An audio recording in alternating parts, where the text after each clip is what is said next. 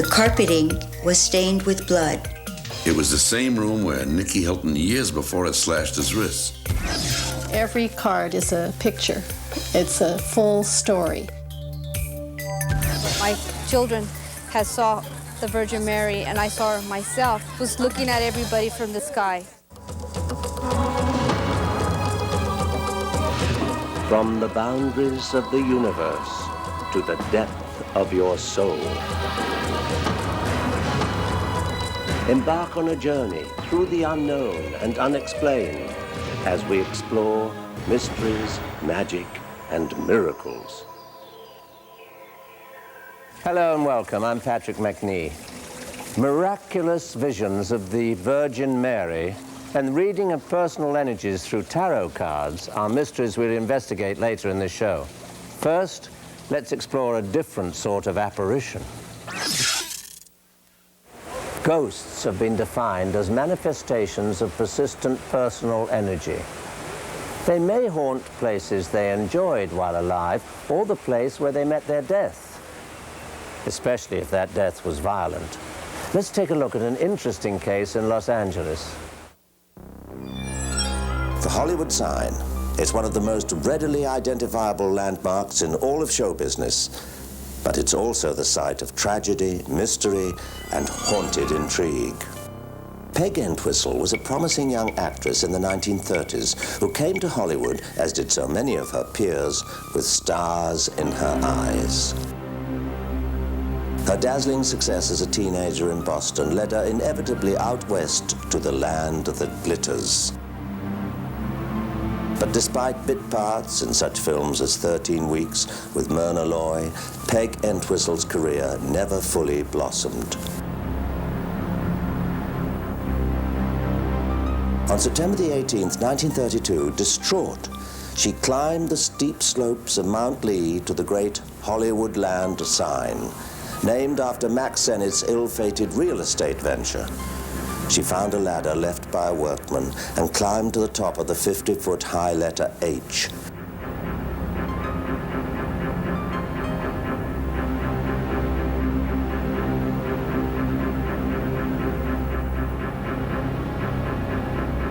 She must have stood there overlooking Hollywood and the studios for what seemed like eternity, and then leapt to her death. There are those who claim her tormented soul still haunts the Hollywood hills to this very day. Even in death, she couldn't find peace.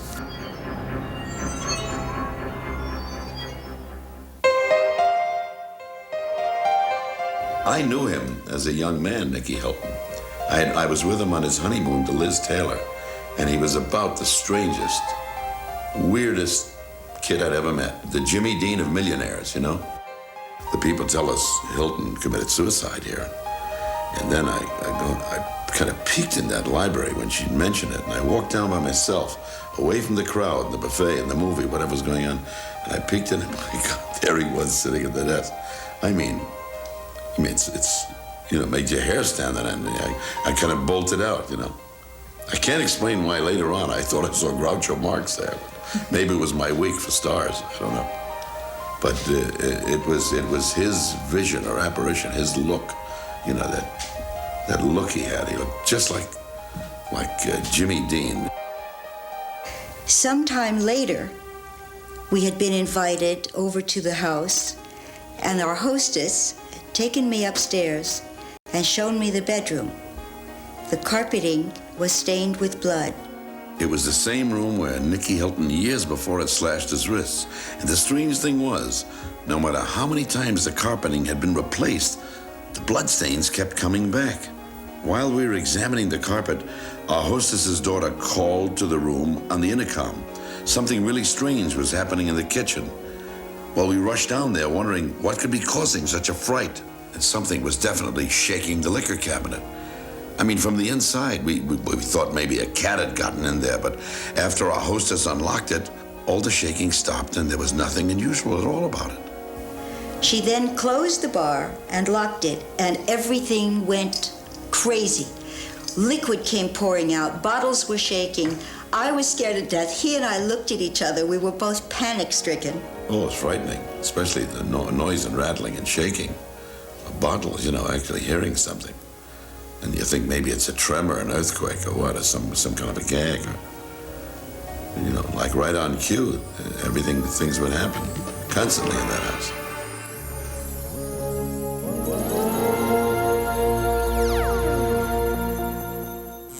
An apport is an object which materializes out of thin air or moves through something solid. This phenomenon can be caused by mediums and is also a type of poltergeist activity. Most apports are small objects, such as coins and rings, but there have been cases involving flowers, books, and even live animals. Hindu swamis and holy men are known for producing precious jewelry, religious items, and food. A shuffle of the cards, a cut of the deck, a night of poker, perhaps. Not likely. Each of these very special cards has a different meaning. Can tarot cards really tell us about our lives? We decided to find out. Here's Susan O'Leary. Since the 14th century, tarot cards have been used to foresee the future. It was practiced in hiding, away from the condemning eye of the church. But today, tarot readers can be found on just about every street corner. We wanted to find out if tarot readings can really tell our future. So we went for a reading in Berkeley, California. Vicki Noble, well-known author and creator of Mother Peace Tarot, shed some light on the art of tarot reading. I started out by asking Vicki where she first became interested in tarot reading and why. A friend brought me a tarot deck. She had seen it and thought I'd be interested and brought it over, and I started to look at it, the weight deck, a traditional, normal tarot deck, the most popular, I think. And I thought I saw the goddess in it. I thought the whole tradition of the goddess was in it. So I became very fascinated with it, even obsessed. I worked with the cards every day for hours. When you decided to do your own tarot cards, why? Were the other ones not what you wanted? Did they not fulfill everything? Well, I thought they were really wonderful in their own way. They taught me everything, in that period of time. But they had a kind of an overlay that started to seem negative.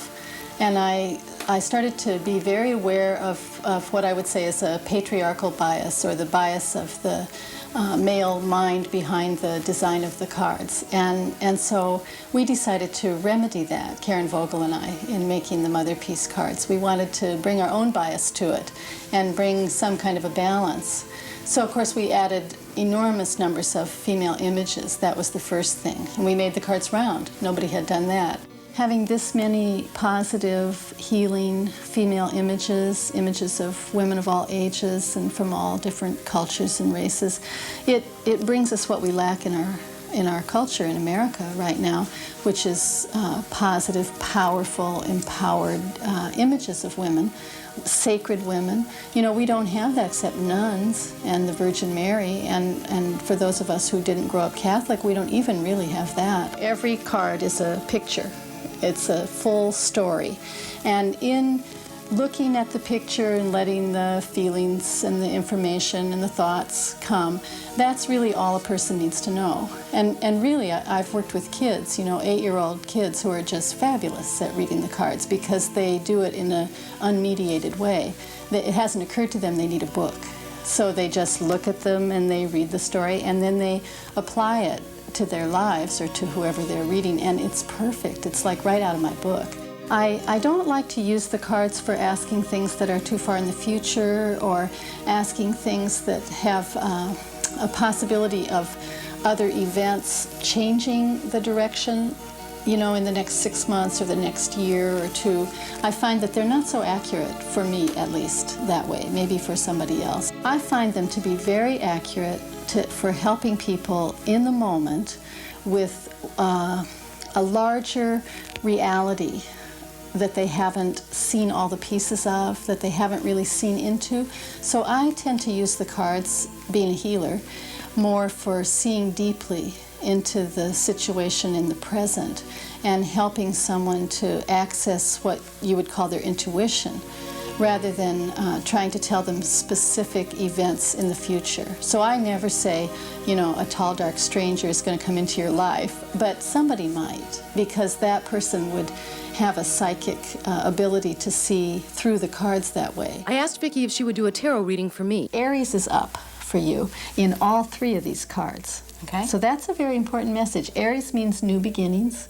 It means you're starting something in your life right now, or life is starting something in you right now. There's some way that things are brand new. And that must be what the anxiety is about. You know, something is brand new. So the atmosphere is that it's a big event and it's fate, and the wheel is turning, and there's nothing really to be done about that. And then the challenge for you is the magician. And the magician has to do with taking your power and acknowledging your power and being in it and using it in some way to make decisions, make choices. So it's sort of like, in a certain sense, these three cards are the heart of the reading. They're very important. We could take all the others away and this would be adequate. So the really good news is what's waiting for you in the near future, the Justice card. You have certain things going on that are that have to do with your emotions, and you have the wisdom that you need, and you have friends who are supportive. The most important thing is that very soon things are going to fall into place for you in a way that's going to feel just right on a cosmic level. The Justice card has to do with natural law and everything coming out the way it's supposed to, so that it feels fair and it feels satisfying and it feels like you're getting what you deserve. I wouldn't live your life waiting for the predictions of the cards to come true, but tarot readings can give some interesting insight and a different perspective on your life.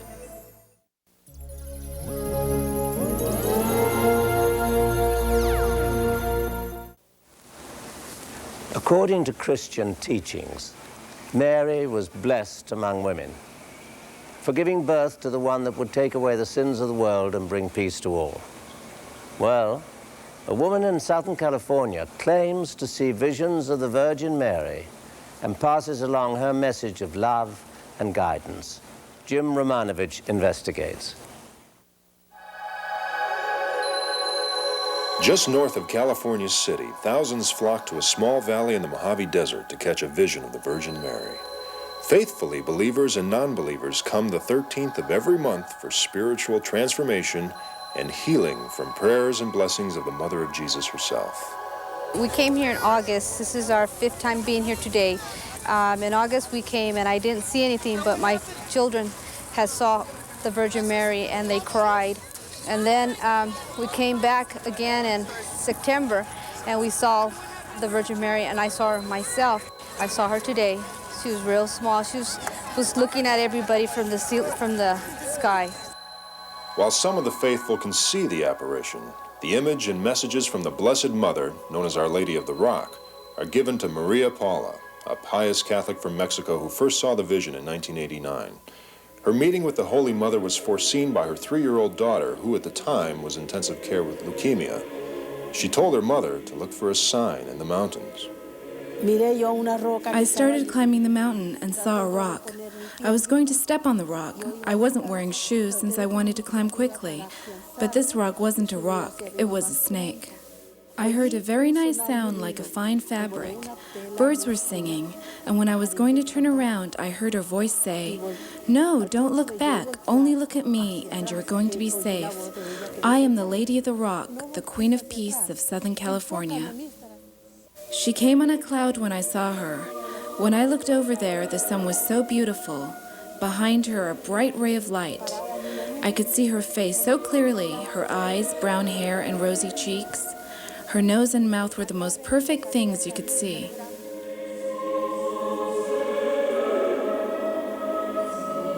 At the apparition site, people line up according to their illness, physical, spiritual, and even terminal. Some of those who come to see Maria Paula and hear the messages from the Virgin Mary have claimed miraculous healing. Maria de Mesa, a registered nurse, says her lupus was cured. Maria Paula prayed over me. And then after that, I told Maria Paula, because I have lupus, And then she told me, no lupus. I said, Mama Paula, I have lupus. And she keeps on insisting that I don't have the lupus. Another woman, Frances Pondo, has experienced miraculous healing. After I got out of the hospital and I was a little strong enough to come, I came. And they brought me by wheelchair, and I came 3 times. And after that, I've been coming. Did a physical change come over her while she was in the presence of Maria Paula? The first time when the wheelchair, no. The second time, I was able to stand. And then Maria Paula, she prayed on me, she touched me, and I felt heat. And then after that, I started getting better slowly. People who claim to see visions of the Virgin Mary or other saintly apparitions are put through rigorous testing to determine their authenticity. Father Juan Santillan of Our Lady Help of Christians Church describes the Church's position on these cases. Normally, when it's brought to the particular priest, the individual priest, he will have to see, first of all, that person, how's their family life? Psychologically, their stability, their emotional life. Then what are the things that begin to occur that might give indication that there's a possibility of it being on the part of the divine? And normally you'll find that sometimes humans, there's a tremendous need for attention. There's a tremendous need of being someone and to be in the limelight. There is so much confusion. There is so much neglect. There is so much abandonment. There is so much maltreatment of humans against humans that humans need some of that little supernatural, maybe to make them come back to their senses. According to belief, the apparition is seen by the devout, or those the Virgin Mary chooses. The Blessed Mother also allows herself to be photographed as a gift.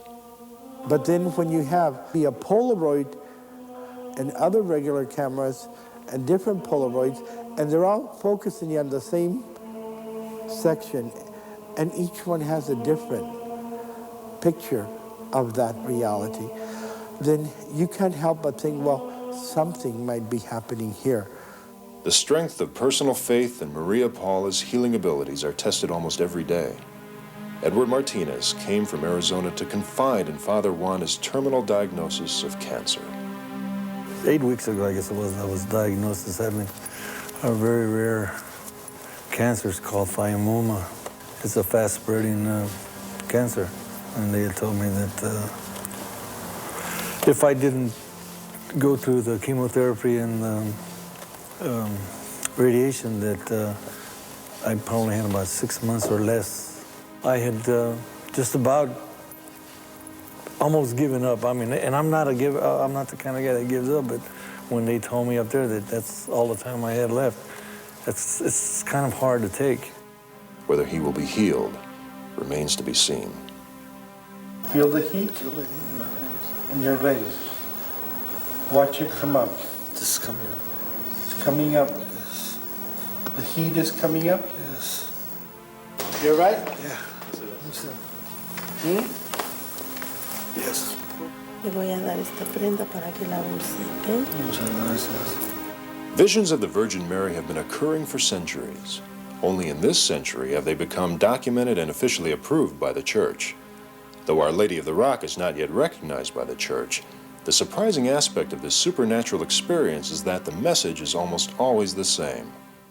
It's up to us to decide if we want to listen to it or not. Repent, my children, because time is short. Our Blessed Mother says we should be careful with our actions, for this will bring you to salvation or the loss of your soul. Let's go with caution, my brothers. Clean up the confusion of our human hearts. A vision of the Virgin Mary comes to Maria Paula once to 3 times a day. When I interviewed her, she claimed the image appeared twice and a statue of the Virgin wept. I have to, at this point, play the devil's advocate. I can't say whether I believe it or not believe it. There's many things that I'm beginning to accept. On a truthful basis, I don't need visions. I don't need to see angels. I don't need to see the Blessed Mother, I don't need to see our Lord. My faith is already set, and that's all I need.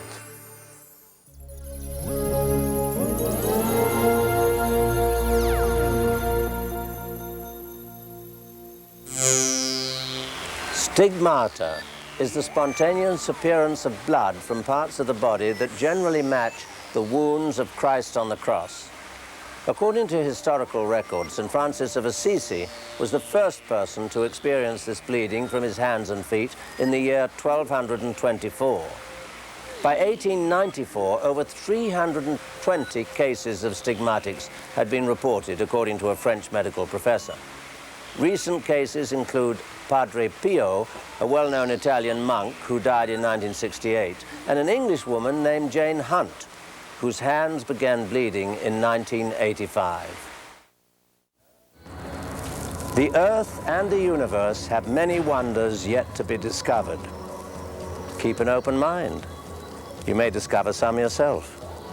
I'm Patrick Macnee. Join me next time for more mysteries, magic, and miracles.